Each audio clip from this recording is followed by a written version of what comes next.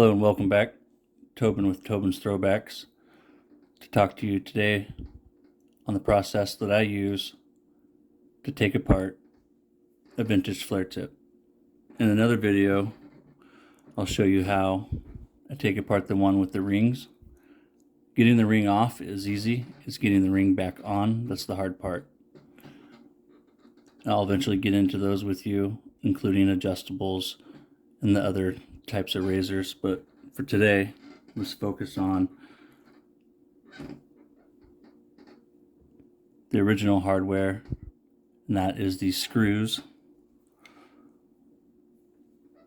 It's not a Phillips and it's not a flathead or a standard, made for these pronged screwdrivers called spanner, S-P-A-N-N-E-R drivers. I'll attach a link to the one that I bought. Before I had this, I just used this little hokey homemade deal that I had. And you see here, just fits into two of the little notches there. This is the one that I already took it out of. Here's one with it still in there. The other thing we'll have to do is we're going to pinch these hinges. And that's the tricky part. You do not want to use something hard. You want to purchase a nylon pair of pliers, or at the very least put painter's tape or something soft, whatever you have, something soft around it. I get these off of Amazon for like $8, maybe even a little less than that. It might have been $6. I've bought a few of them. Like everything on Amazon, the price goes up and down. The more times you use them, you'll put holes and dings and dents in it, but for most people, one pair will last you forever. I've bought a few pairs now because I use them a few times a week. So first step, let's get a screw out. And I know I talked about this the other day. These are what's known as plumber threaded or reverse threaded. And so that's lefty tighty, righty loosey. So just get your spanner driver in there and just give it a little turn. You'll feel it when it grabs. And I should mention to you real quick, guys, I know I mentioned this in previous video, the size that I use, this squeaky ass table, the size I use is M2.8. I have other sizes. The package I bought came with 5 or 6, I forget, but the only one that I found that really works is this guy here. And you don't want the diameter of the handle to be too thick either, or not the handle, of the rod to be too thick, because then it won't fit. And actually, this one, when it comes to black tips, is a little too thick, and I actually have to use another one, but we can talk about that another day. So lefty loosey, no, lefty tighty, righty loosey. So we're going to go to the right. I've already got it loose. Doesn't take much. When we put these back on too, you don't want to over tighten it, just until it's snug. There, you can see it dropped out. Don't lose them. I don't know how many hardware stores actually carry these. So there, we got it out. I'm attaching a couple of photos I took so I can maybe hopefully show you guys a little bit better. So on this here, next step, you have these little flanges or hinges. These guys right here. We have to bend them in, because without them bent, I also need to straighten out the handle on this one. You'll see they come, get to focus for you. It comes up against the bottom of the base plate here. And so even without the screw, you can't get it apart, because that's like a secondary safety deal that Gillette did. That's where your nylon pliers come in. Make it a little easier and faster, because it's tedious and I gotta get over it. You'll see if you try. It's the type of thing where you hunker down right over the top of it. But take your pliers and you just come and you pinch it. And you just pinch them together.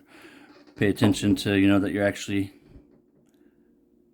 getting the hinges and not this part of the spider assembly.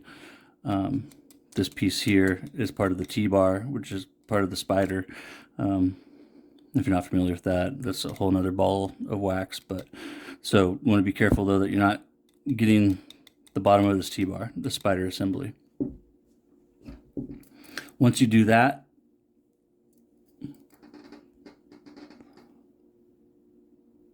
they'll point upwards, like in this one here.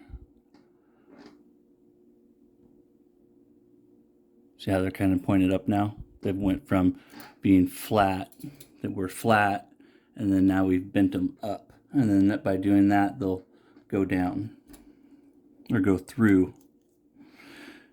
So once you do that, you can just twist it. You can see there it's starting to come up. Maybe, yes. So see, I've got it bent up. Come on, baby.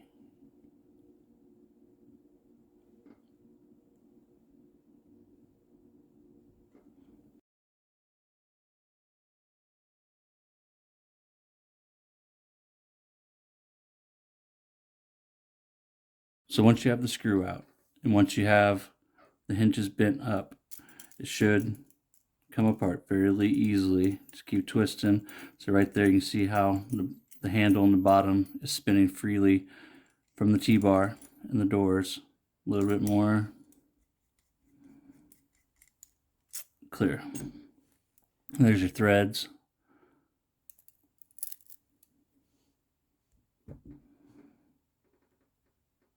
There's the little hinges that are bent up.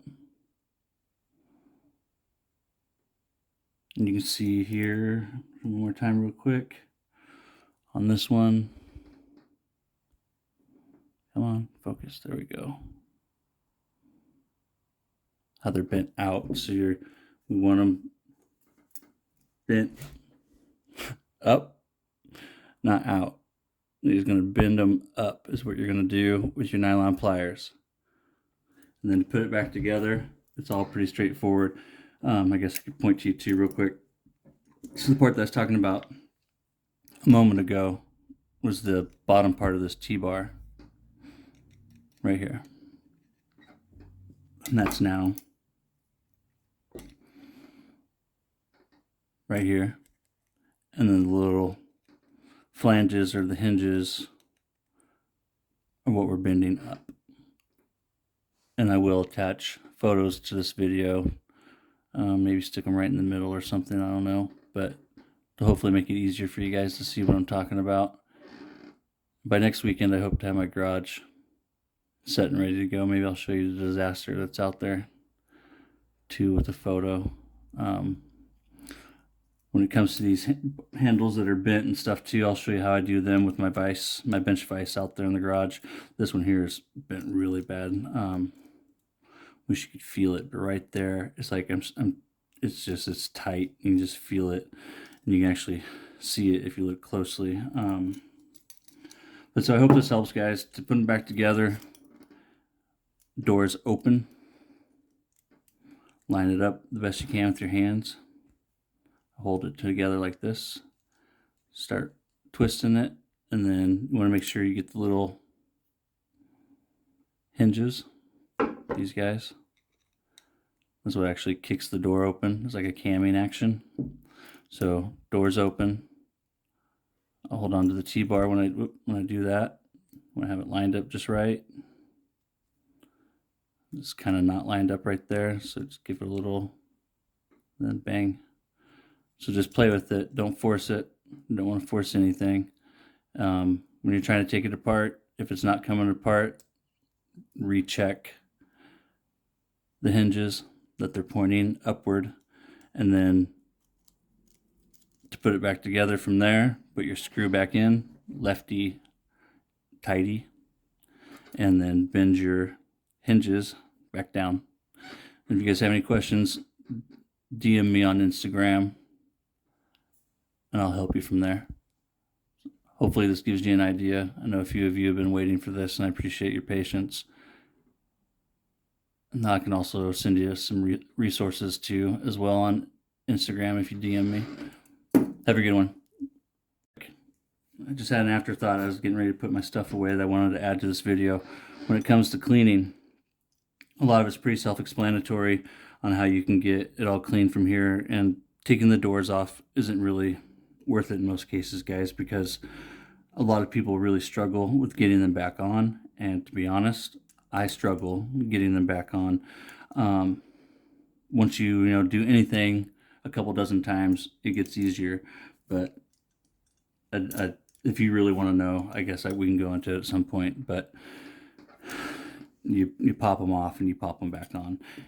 If you get this far, you'll be able to look at it, and I think you'll be able to see how it's done. But anyways, what I wanted to point out is the pipe cleaners. Soak in your Dawn dish soap for as long as you want, a couple hours. You don't need to do it forever. And then give her a good cleaning. Thanks again.